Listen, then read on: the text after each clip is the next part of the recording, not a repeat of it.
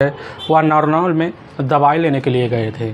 लेकिन हमारा जो बेटा होता है कुलदीप और उसकी पत्नी होती है कविता, दोनों हमारे ही साथ होता है हमारे खेत में कुछ वक्त पहले मज़दूरी कर रहे होते हैं। लेकिन जब वह मज़दूरी करके दोपहर को आराम करने के लिए चले जाते हैं तो इसी बीच हम भी दोपहर को लंच करने के लिए अपने घर जाते हैं। और जब घर पहुंचते हैं देखते हैं कि हमारा जो बेटा है कुलदीप वह पूरी तरह से अपने ही बेड पर खून से लथपथ अवस्था में पड़ा हुआ है। साहब हमें लग रहा उसका किसी ने बेरहम तरीके से सोची समझी साज के तहत उसकी हत्या कर दी है। साहब जल्दी से आ जाइए। और जैसे ही थाना प्रभारी मदन लाल मीणा इस बात को सुनते हैं तुरंत इसकी सूचना अपने से बड़े अधिकारी को देते हैं। और साथ में मदन लाल मीणा जो होते हैं कुछ टीम को इकट्ठा करते हैं। इकट्ठा करने के बाद निहा लौट के ढाड़ी के उसी गांव में पहुंचते हैं। और जब पहुंचते हैं देखते हैं कि चंदन सिंह के घर पर जो होता है उस समय काफ़ी भीड़ लगा हुआ है। और जैसे अंदर दाखिल होते हैं देखते हैं काफ़ी लोग चीख चिल्ला रहे होते हैं। थाना प्रभारी अब उस बॉडी को पास पहुंचते हैं, देखते हैं कि बॉडी का जो स्थिति है काफ़ी बदतर से बेहतर हो चुका होता है, क्योंकि उसके गले पर काफ़ी तेज तर्रार हथियार का किसी वार होता है जो आधा गर्दन लगभग अलग हो चुका होता है। थाना प्रभारी कुलदीप के बॉडी को अच्छे से पलट के देखते हैं और अंदाज़ा भी लगाना शुरू कर देते हैं। उनको लगने लगता है कि हो सकता है लूटपाट के इरादे से किया गया हो, क्योंकि घर में काफ़ी सारे सामान होते हैं बिखरे हुए पड़े होते हैं। थाना प्रभारी वहीं पर खड़े कुलदीप के जो पिता होते हैं चंदन सिंह मेधवाल से पूछने लग जाते हैं सब कैसे हुआ। चंदन सिंह मेधवाल तुरंत ही कहने लग जाते कि साहब असल में सुबह हमारा जो बेटा होता कुलदीप और उसकी पत्नी साथ में कविता दोनों मिलकर हमारे ही साथ में खेत में मजदूरी करने के लिए गए हुए थे। लेकिन दोपहर के टाइम लगभग 11 बजे के आसपास दोनों अपने घर आराम करने के लिए चले आते हैं और हम खेत में रह जाते हैं। लेकिन हमारी जो पत्नी होती है वह बाज़ार में कुछ दवाई के लिए चली जाती है। लेकिन जब दोपहर को हमें भूख लगती है तो उसे भी खाने के लिए अपने घर जाते हैं। और जब घर जाते देखते हैं हमारा जो बेटा होता कुलदीप वह बेड पे पूरी तरह से लहूलुहान अवस्था में पड़ा हुआ है।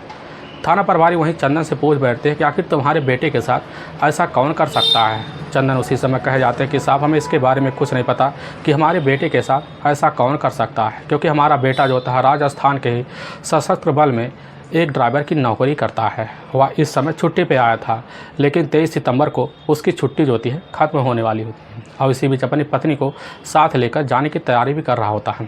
थाना प्रभारी जैसे ही चंदन की इस बात को सुनते हैं, सुनने के बाद अब घटनास्थल का दोबारा मुआयना करते हैं। और जब मुआयना करते हैं उनके मन में काफ़ी शंकाएँ गूंज बैठती हैं। उनको लगने लगता अगर कोई व्यक्ति अंदर दाखिल हुआ होगा किसी चोरी के इरादे से या सब काम किया होगा तो ज़रूर कुलदीप के साथ मार झपाट तो ज़रूर हुआ होगा। लेकिन पुलिस जब नीचे देखती तो ऐसा कोई ना सुराग मिलता है ना कोई सबूत मिलता है जिस वजह से कुलदीप से छेड़छाड़ी किया गया हो। लेकिन कुलदीप की स्थिति देख के लग रही थी कुलदीप उस समय काफ़ी गहरी नींद में सो रहा होगा। पुलिस वहाँ पर खड़े दोबारा चंदन से पूछ बैठती है कि एक बार अपने घर की आप तलाशी लीजिए, देखिए क्या कोई सामान गायब है। चंदन सिंह जाते हैं अपने घर में, काफ़ी जगह जो होता है छानबीन करते हैं। लेकिन तभी जो होता है कुलदीप की जो पत्नी होती है कविता के कमरे में पहुंचते हैं, उसकी अलमारी खोलते हैं। और जब अलमारी खोलते हैं तो उसी समय कविता भी पहुंच जाती है। कविता अपनी अलमारी चेक करना शुरू कर देती है और रोते हुए अवस्था में चेक करती है। अलमारी खोल के जब देखती उसमें काफ़ी सारे गहने गए हैं, लेकिन कुछ गहने तो पड़े होते हैं। थाना प्रभारी जैसे ही गहने देखते हैं तो उनको शंका हो जाता है कि हो सकता है कोई व्यक्ति कुलदीप से ज़्यादा दुश्मनी निकाली हो। अगर वह चोरी के इरादे से आया होता तो यह भी गहने छोड़ के नहीं गया होता। थाना प्रभारी और वहीं पर खड़े कविता से पूछने लग जाते हैं। और जैसे पूछने लग जाते हैं तो कविता जो होती है वहीं ज़ोर से दहाड़े मारकर चीख चिल्ला पड़ती है। और इतना चीख चिल्ला पड़ती है कि वह रोते रोते बेहोश भी हो पड़ती है। हर बार रोती हर बार बेहोश हो जाती है। थाना प्रभारी कुछ समझ नहीं पाते कि आखिर इसके साथ कौन कर सकता है। वहाँ भीड़ में जितने भी मौजूद लोग होते हैं सभी लोग तरह तरह की बातें कर रहे होते हैं। कहने लग जाते कि आखिर इस फौजी व्यक्ति की किसी से क्या दुश्मनी हो जो दिन दिहाड़े इनके घर में घुसकर कुलदीप की हत्या करके चला जाए। थाना प्रभारी लोगों से पूछताछ करते हैं। उसी में से एक व्यक्ति होता कहने लग जाता कि साहब हमने भी देखा कुलदीप अपने खेत में अपनी पत्नी कविता के साथ होता है खेत में मिलकर घास की मड़ाई कर रहा होता है। लेकिन उसी बीच लगभग 11:30 बजे के आसपास अपनी पत्नी के साथ घर आता है। इसके बाद हमें कुछ नहीं पता कि आखिर उसकी कुलदीप के साथ ऐसा कौन कर गया। थाना प्रभारी अब कविता से दोबारा पूछने लग जाते हैं, लेकिन कविता जो होती है उस समय बेहोशी की अवस्था में होती है, कुछ बोल नहीं पाती है।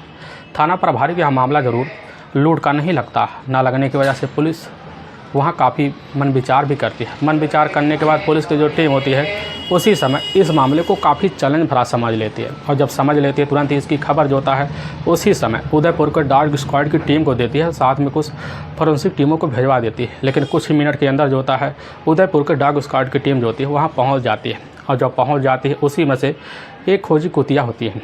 जो खोजी कुतिया होती है उसी समय किचन में जाती है, और जब किचन में जाती है तो वहाँ से तुरंत लौट आती है। लौट आने के बाद तुरंत जो होती है जहाँ पर कविता अपने खेत में मड़ाई कर रही होती है वहाँ पर खोजी कुतिया पहुँच जाती है। पहुँचने में कुछ ही मिनट के अंदर जो होता है तुरंत ही घर में दाखिल होती है।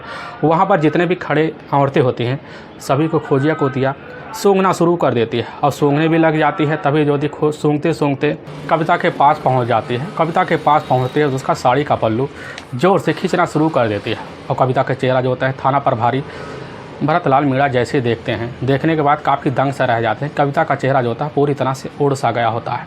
खोजी कुतिया तुरंत जाती है। अब उसी समय कुलदीप के पास में रहने वाले उसके अपने चाचे होते हैं, उन्हीं के चाचा के घर में खोजी कुतिया घुस जाती है, और जब जाती है तो उन्हीं का एक बेटा होता है सचिन उर्फ कवीन, उसी के कमरे में दाखिल हो जाती है। दाखिल होने के बाद सचिन का ही पैंट अपने जो होता है मुंह में दाब कर उसी समय थाना प्रभारी के पास वह कुतिया पहुंच जाती है। पुलिस तुरंत ही अब उसी समय चंदन से पूछने लग जाती है क्या सब क्या है। चंदन उसी समय कुछ समझ पाते हैं ना कुछ सोच पाते हैं। पुलिस टीम जैसे यह सब कारनामा करती है। कारनामा करने के बाद तुरंत जो होता है कुलदीप की बॉडी को अच्छा सा दोबारा पंचनामा कर लेती है। पंचनामा करने के बाद अपने ही नज़दीकी सरकारी अस्पताल जो होता है पोस्टमार्टम के लिए भिजवा देती है। भिजवाने के बाद पुलिस की टीम अपने थाने लौटाती है, और पुलिस इस केस की जांच पड़ताल करने के लिए अपने से बड़े अधिकारी को सूचना भिजवा देती है।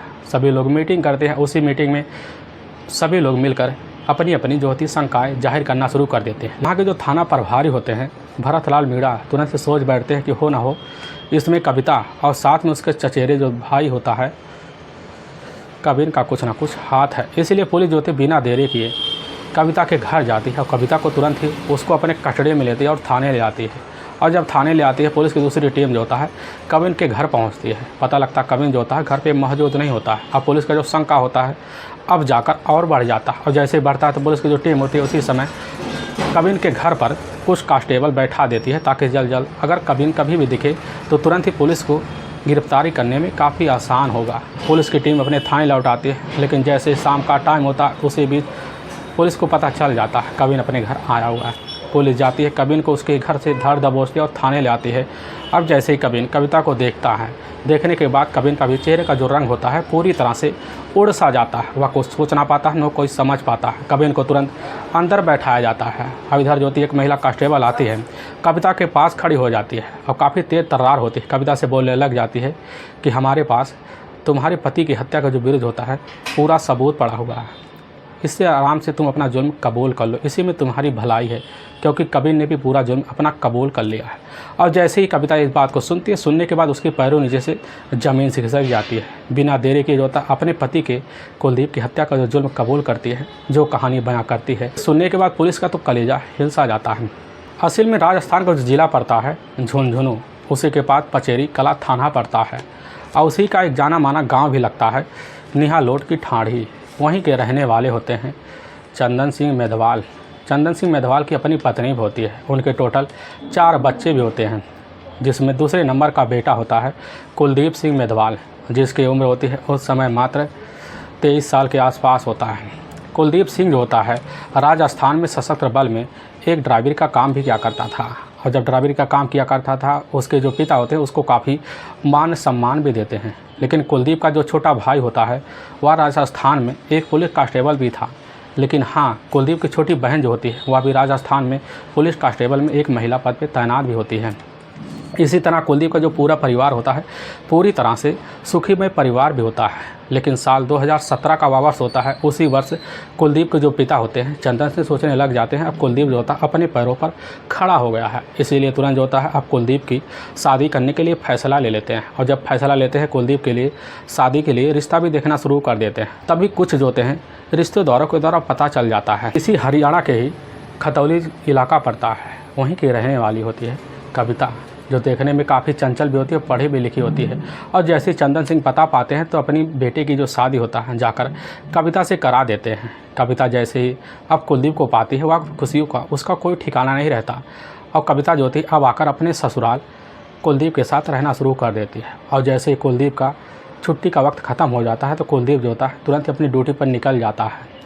अब कुलदीप जो होता है अपनी पत्नी को काफ़ी कम समय दे पाता, क्योंकि ज़्यादातर उसका ड्यूटी पर उसकी निगरानी भी रहती और उसका काम करने में ड्यूटी पर भी मन लग जाता।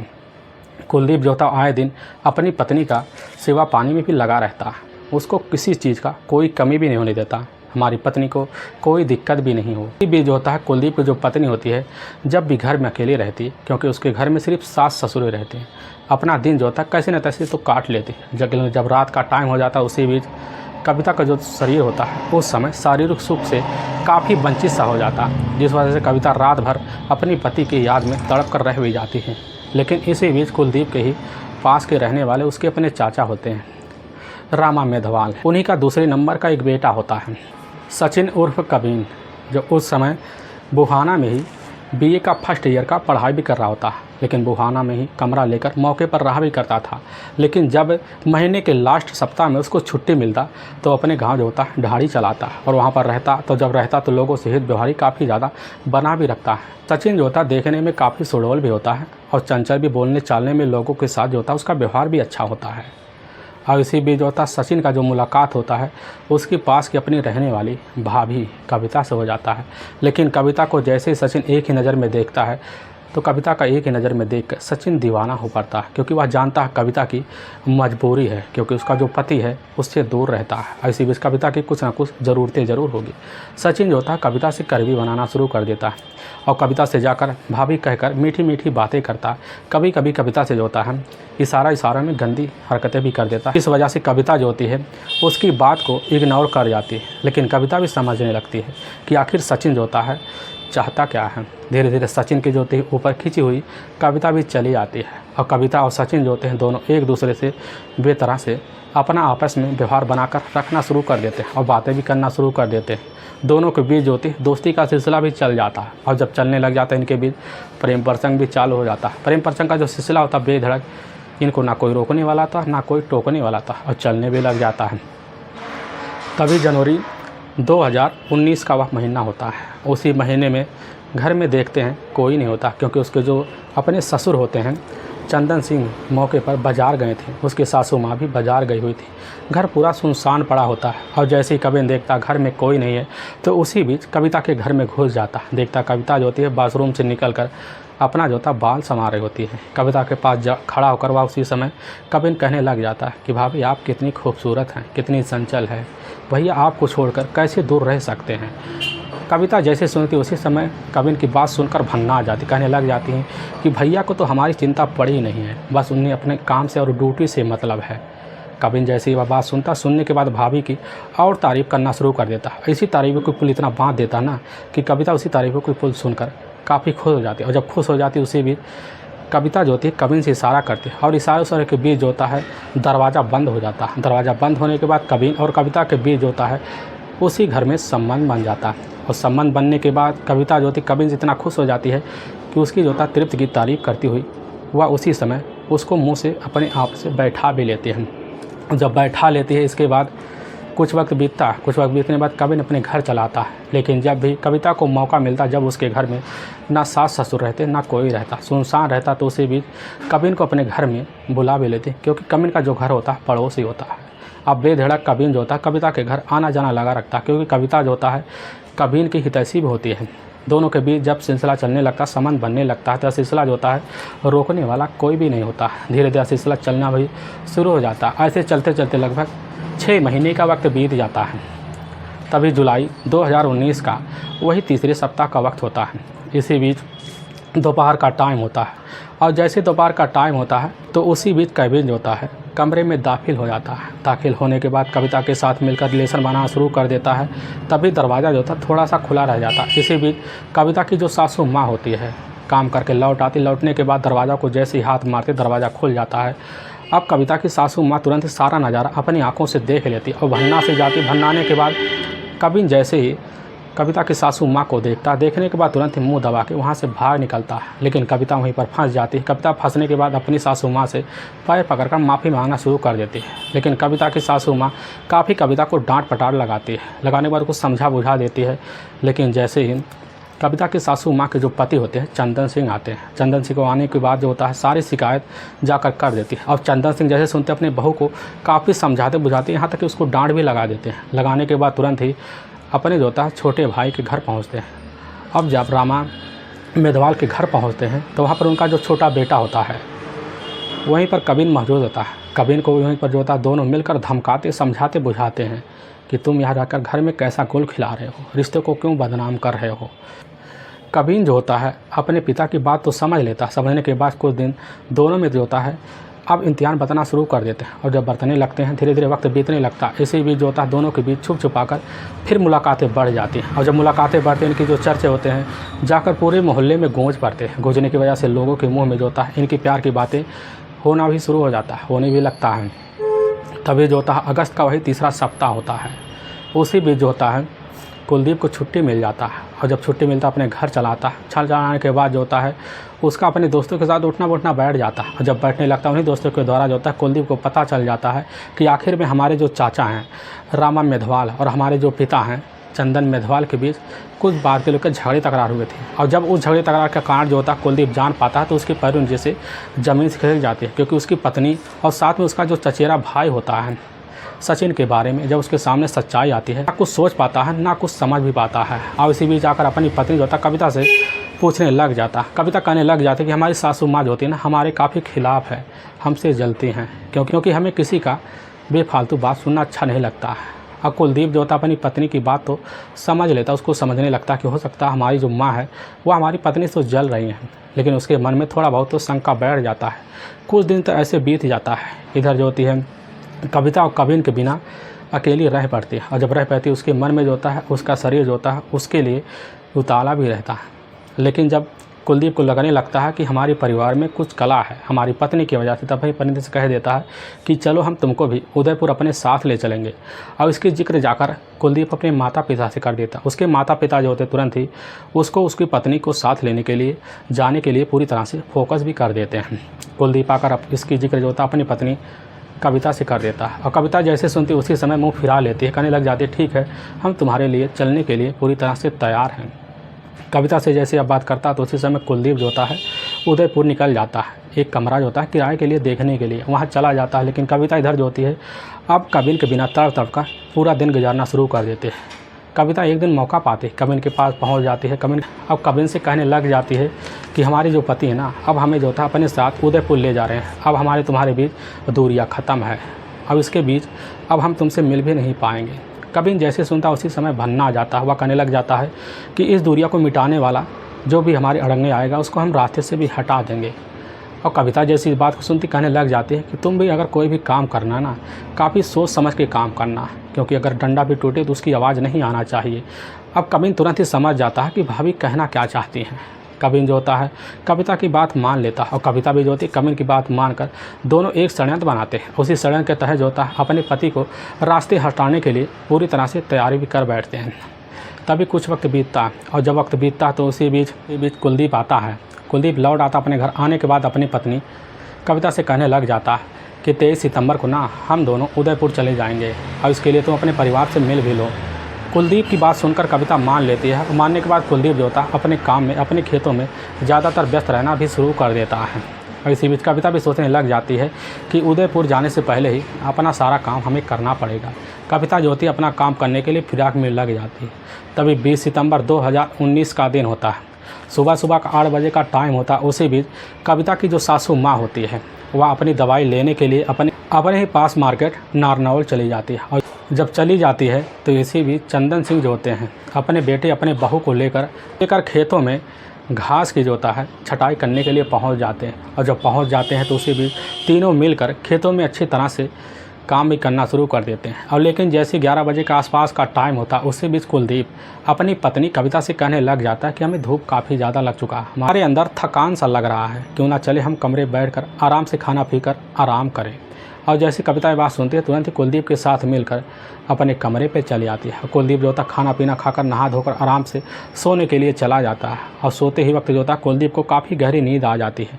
कविता देखती है कि हमारा जो पति है कुलदीप इस समय काफ़ी गहरी नींद में सो चुका है। कविता तुरंत ही अपना मोबाइल निकालती है। अपना मोबाइल निकालने के बाद अपने प्रेमी कविन उर्फ सचिन के पास फ़ोन कर देती, कहने लग जाती है कि आज हमारे पास काफ़ी अच्छा मौका है, तो हमारे पति कुलदीप को ही हमारे रास्ते से हटा दो। इससे बढ़िया तुम्हें और दिन नहीं मिलेगा, क्योंकि हमारी जो सासू माँ है वह दवाई लेने के लिए बाहर गए हैं। हमारे जो ससुर है वह खेत में मौके पर मड़ाई कर रहे हैं।